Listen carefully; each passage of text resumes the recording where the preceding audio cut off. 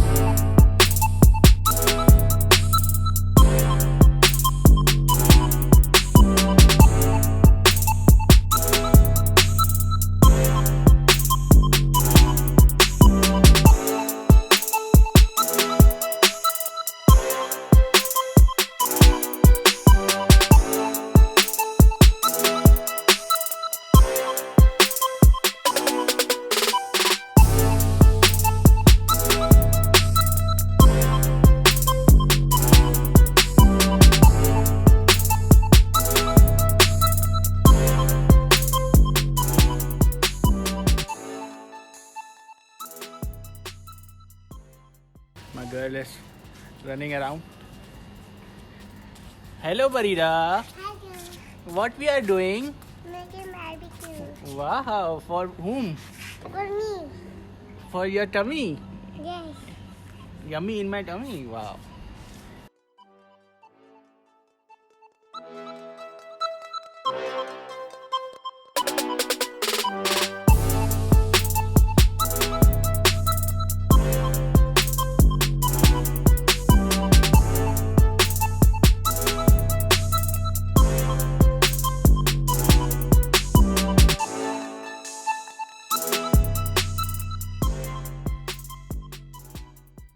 मेरे घर में ये बड़ी ज़बरदस्त एक बनी बनाई अंगीठी है।